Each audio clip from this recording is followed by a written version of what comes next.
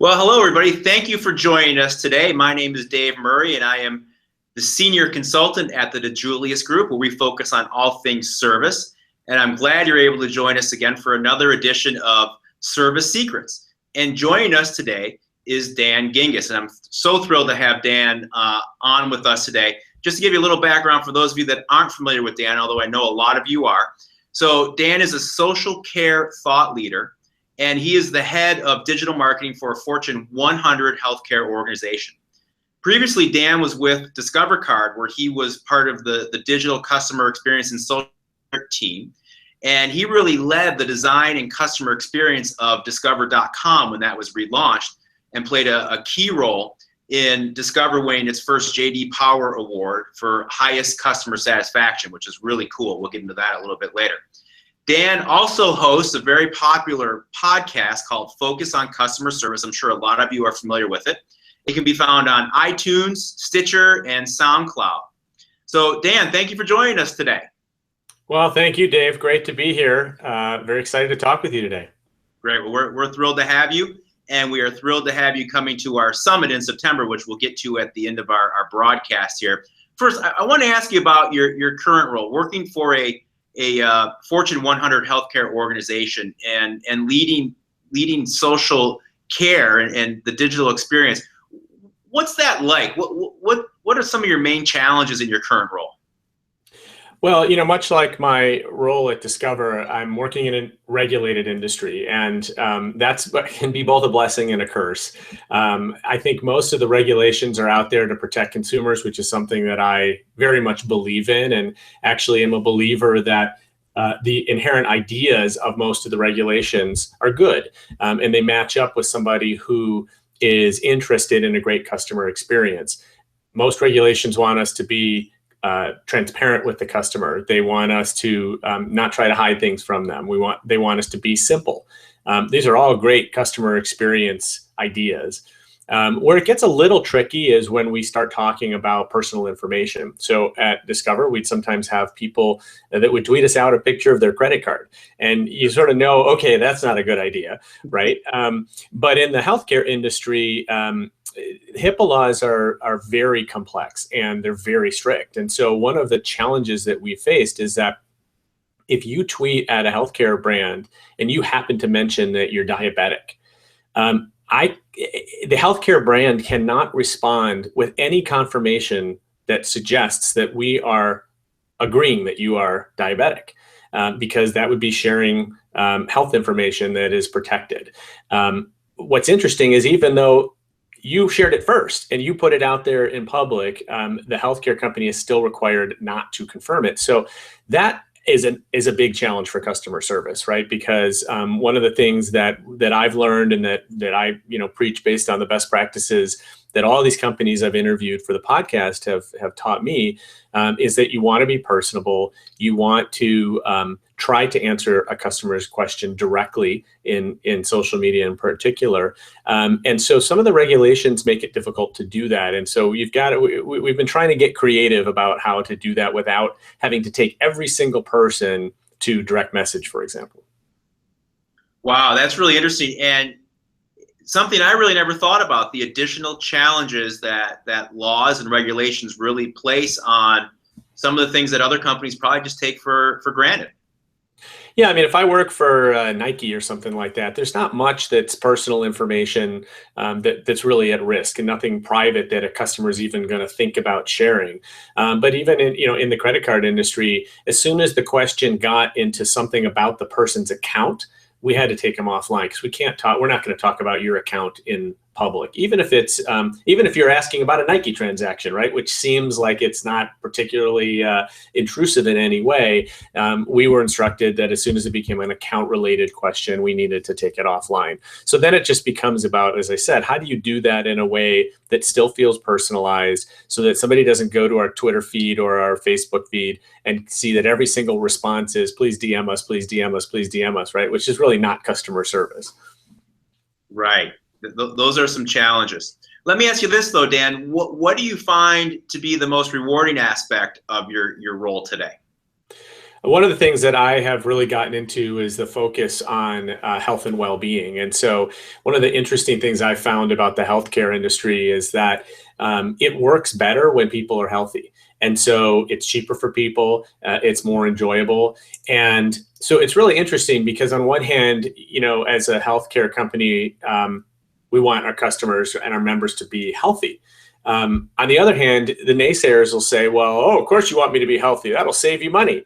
And I always sort of pause at that response, and I kind of like let it sink in for a minute. And it's like, yeah, we want you to be healthy. Like, what's wrong with that, right? It would be worse if it was the other way around.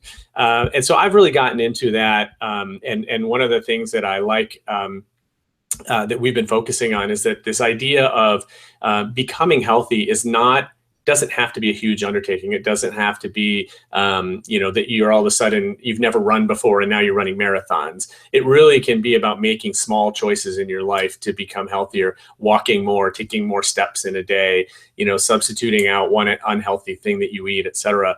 And that can really make a big difference and add up. So that's been, I've really liked that. And it is actually something that plays well from a content perspective in social media, because everybody wants to be healthy, and so it's good content. Yeah, that made me chuckle. I think it's kind of funny that sometimes consumers actually think you have some sort of ulterior motive just because you're concerned about their well-being. And it sounds like you, in your role, you really advocate for wellness, and you're advocating for your customers to be healthier and lead healthier lives.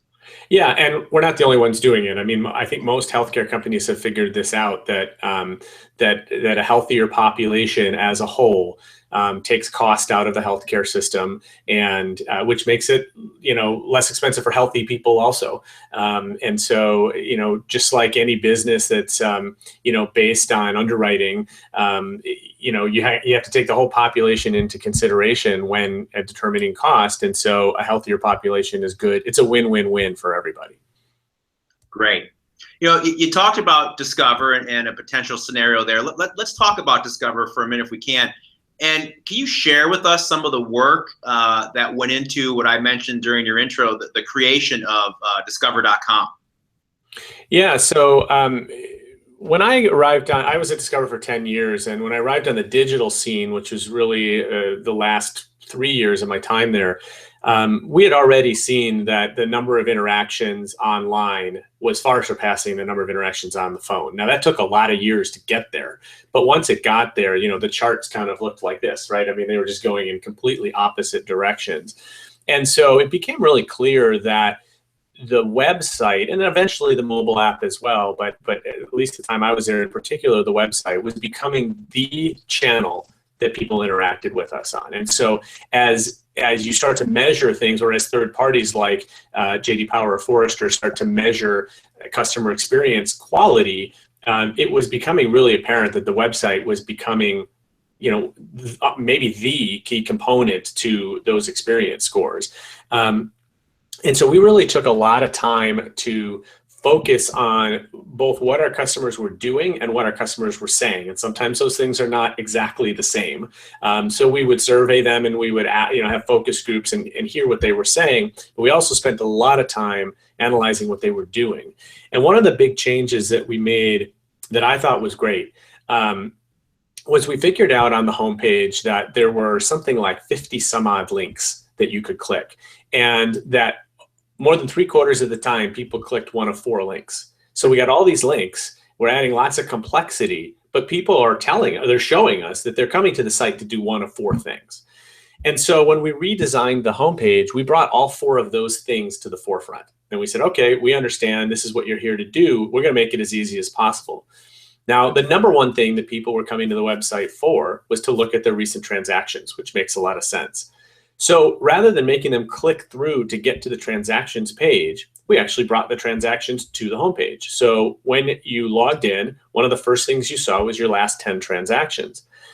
The result, which was really interesting, which we looked at as a huge success, but if we were Amazon, for example, we would have looked at as a massive failure. So Amazon would have a metric called bounce rate. And bounce rate is described as somebody logs on and then they log off. They don't do anything. we saw that as a success because what we were saying was, well, people have logged on. We know they want to see their transactions. We've put the transactions right in front of them. They've seen them and they've logged off and they haven't done anything else. And that's wonderful because one of the things that I really believed as a customer experience guy was we can't kid ourselves into thinking that people want to spend time on their credit card website or on their healthcare website. This is not how people want to spend their day. So what they want to do is they want to be in and out as fast as possible and get whatever answer that they came for. And so when we brought those transactions to the homepage, we did exactly that. We reduced the amount of time they spent on the site. We reduced the number of times they clicked through, but our satisfaction scores went right up because we were delivering exactly what the customer was looking for. So interesting, because I totally get that, but at the time you were kind of flying in the face of what typical metrics that were used, like you mentioned, bounce rate and those sorts of things. So were there any internal struggles, any conversations that this may not be the right path, and how did you eventually make that decision? Well, the biggest challenge, and it's interesting because I'm a marketing guy at heart. Most of my career I've been a marketer, and the biggest challenge in this role was actually negotiating with the marketing team, because the marketers want to put cross-sell ads in front of customers, and they like, a great debate that we always had was around interstitials. So an interstitial is when you log in, you put in your name and password, and instead of getting to the homepage, you get another screen, some sort of an ad. And customers routinely told us they hated it. I mean, we got terrible complaints about it, but the problem was they worked really well. And if we needed to convert somebody or if we needed a piece of information from somebody, that was the best way to do it. So that was a really interesting give and take that we worked out. There was a way to compromise. You don't show it to everybody. You show it to the people that you really need the information from. But in terms of the metrics, I think that there was general agreement. But like I said, some of it is every brand wants to believe that they are Coca-Cola or Starbucks or Amazon, that they're just universally loved, right? And the reality is, especially in the service business, you can be universally loved. It's certainly possible. But you have to understand that somebody's willingness to spend time with Starbucks is very different than their willingness to spend time with their credit card company. And my belief was that wasn't a bad thing. And so if we tried to be something to the customer that we couldn't be, which was somebody they wanted to spend lots of time with, we were going to probably fail. If we acknowledged that the customer, their favorite way of engaging with us was quickly and painlessly, and if we did everything we could to make their experience quick and painless, we would make customers happy. And that's really what came out, is as we started making those changes, JD Power, which actually now does their survey quarterly, so they only announce the scores once a year. They add up the 4 quarters, but all of the credit card companies were getting these quarterly scores. We could see our scores going up, and we could see that what we were doing was having a really big effect on customer experience. Wow, that's great. And actually, the next question I was going to ask you, Dan, was, that whole experience must have been fascinating and rewarding. I was going to ask you if there was any favorite story or any huge aha moment, but you may have just answered the question, just realizing that making it painless and kind of flying against the metrics was really the way to go. Was that your biggest takeaway, or were there some others? I would say that was my biggest one. Another one was in social care, and that was really that I believed very strongly that we could play with all the big guys, and we could be best in class in any industry. So I stopped early on looking at other credit cards because I didn't believe that was our competition. Like most things, the competition is the experience that somebody just had with another company, whatever company that is. And if that experience was awesome, then a customer's expectation is their experience with you is going to be awesome. So I was looking around in social care, and I was seeing, especially the airlines, just had ridiculous response times. I mean, I've had American Airlines respond to me in 3 minutes. And so I'm like, okay, well, if that's the experience that our customers are having with another company, it's fair that that's their expectation of us. And so I was really proud of the fact that we brought down our response time. At the point I took over, it was around 3 hours. which wasn't bad, but wasn't great. And we brought it down to just near 15 minutes, which is considered best in class and is aligned with what the average is for most of the airlines. And I was really proud of that because I felt like, and again, our customers saw that, they appreciated it. You would get a lot of feedback from people. Wow, that was fast. I didn't expect a response that quickly. Thank you so much. And so you could again tell, because customers are more than willing to give you that feedback, that we were doing something right. That's very interesting. And I love the point that you bring up about other industries, other businesses, not just within your particular industry. And it makes me think of something I talk about quite a bit, which is my experiences with Uber. Whether you love the model or hate it, whether you're a fan or not, one thing that Uber has done, at least in my experience, is they respond and resolve issues so quickly. My 2 times where I've had to reach out to them, it's been under 4 minutes to have not only a response, but a resolution. And so companies that are out there that have these guidelines of responding to email within 24 hours or 1 business day really have to start rethinking some of their models. Absolutely. And I think, one of the most interesting things to me about Uber, which doesn't often get talked about, is, we all know that Uber solved almost every consumer pain point of taking a taxi. And that's one of the reasons why we as consumers love it. But what's interesting, I was in Seattle once and I was taking an Uber and I ended up talking to the driver, and she explained to me that Uber also solved all the pain points of drivers.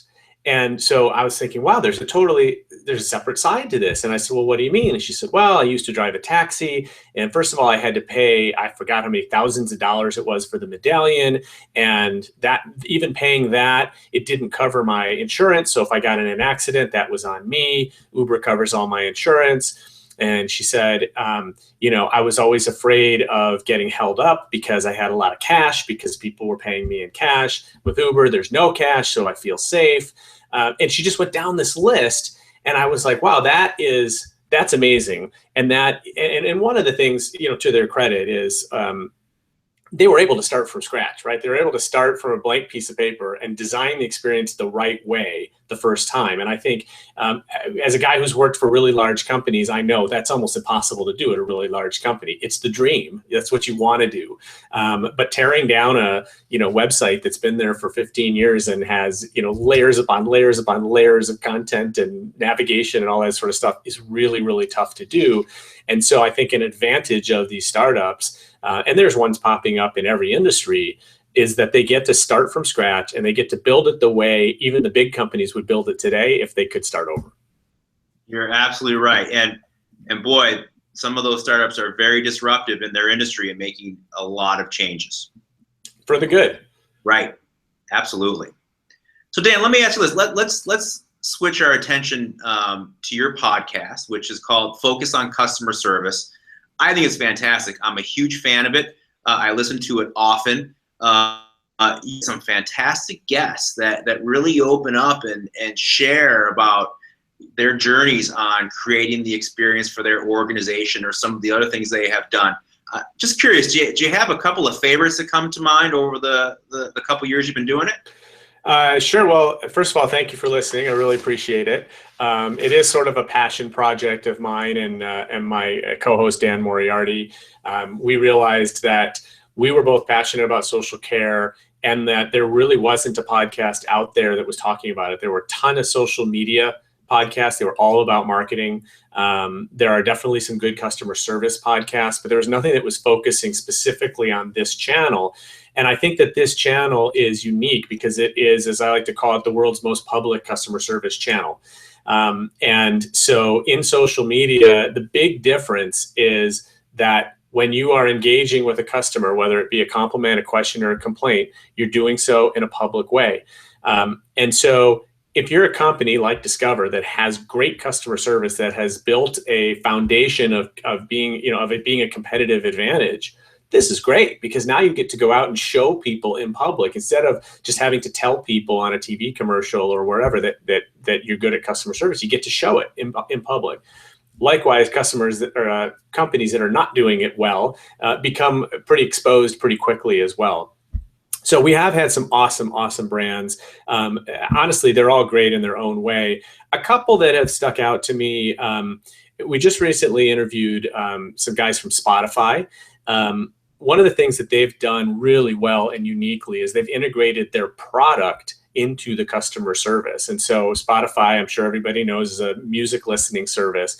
And one of the cool things they do in a lot of their responses is if you ask them a question, and let's say the answer is, turn right on South Street and honk your horn.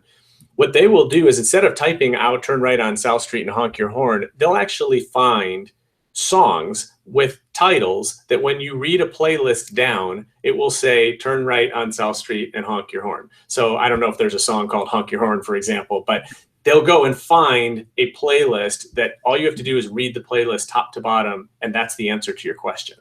I thought that was brilliant. They also, as a courtesy to some people, will go look up their account and see, oh, well, Dan really likes, listening to Taylor Swift or whoever it is. We're going to put a playlist around what we know is his listening habits and just send it to him just because he decided to engage with us in social media. We're going to do that as kind of a little extra. So I thought that was really cool. And it made me think about how other companies can integrate their product or their offering into the experience. And I thought they did that in a super unique way. We've talked to a couple of airlines. JetBlue and Southwest are both really good examples.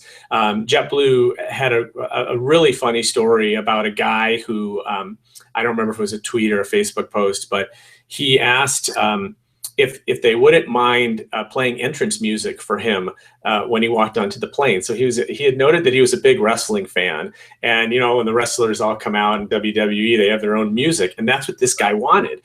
And, a lot of brands could have just ignored it. They could have thought this guy's nuts. But their social care team was so integrated with their operations team that it really wasn't that hard for them to figure out what flight he was on, to call the gate at the airport, to get the music set up. And when this guy walked on the plane, lo and behold, Hulk Hogan's music played.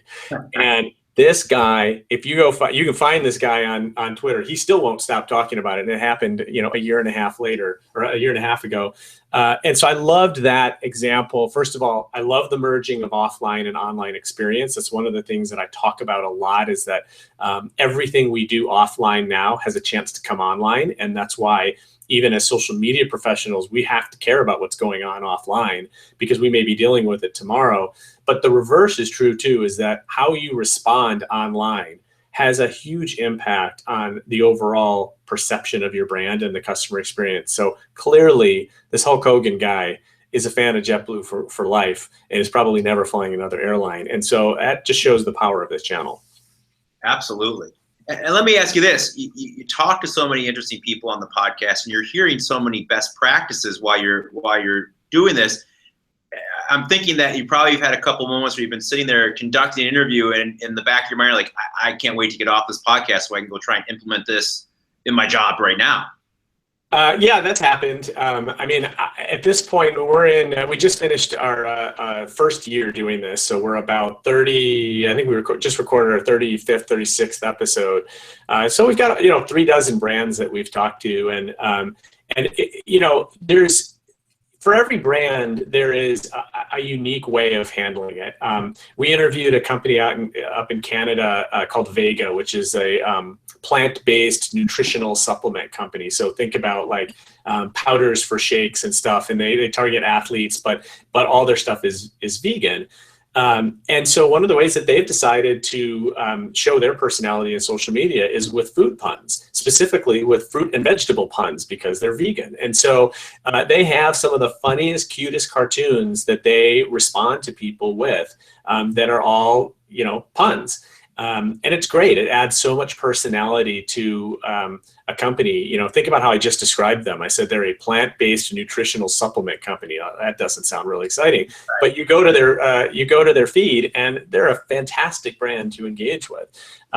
So while yes, I think there's a lot of takeaways. First of all, I think there's a couple of core things that everybody sort of has agreed on, is like, okay, these are the important things. And then it becomes, how do you differentiate and show the personality of your particular business? Great. And let me ask you this, Dan. The final question I have for you for our time today is this. First of all, we're thrilled to have you coming to Cleveland for our Secret Service Summit, September 29th and 30th of this year. We're so glad that you're going to be speaking at it and looking forward to it. My question is this.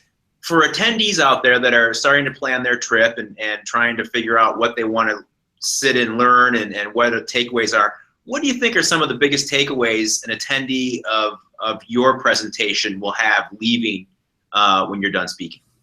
Well, I referenced it before, but what I really want people to take away is that this offline and online experience is a virtuous cycle.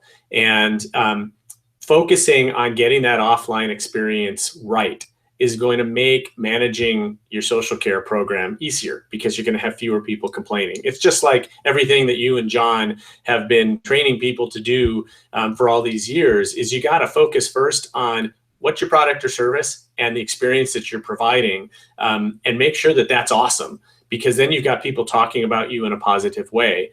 The flip side of it, though, is that the way that you respond on social media is really, really important as well. And that can make or lose a customer for life as well. And so I'm going to show a lot of examples, a lot of great offline examples of just the difference between when an experience was clearly thought about and crafted to be good, to be great, versus an experience that was shoved in just to be there. And when you are like me and you start to notice this stuff, you see it all around. And so I've got some awesome examples that I think will be very memorable for people about how to do this. And then also we'll talk about really some best practices for what to do in social media, why it's not scary that people might be complaining about your brand. It's an opportunity. A lot of people, including me, like to say that customer service is the new marketing. And so really how to take customer service and turn it into a marketing opportunity. Well, awesome. Like I said before, Dan, we are really looking forward to having you here. I know I am looking forward to your, it's going to be a highlight for me because I love the topic and I love what you've done. I love what you share in the podcast. So I can't wait to see you in September. I'm looking forward to it as well. I attended last year and loved the conference, and I'm very excited and honored to be able to take the stage and speak this year. Excellent. Well, Dan, thank you so much for taking the time to join us today. We really appreciate it. I know that folks watching this are getting geared up and psyched for the summit and looking forward to seeing you, and we will see you then. Right. Thank you for your time. You got it. Looking forward to it.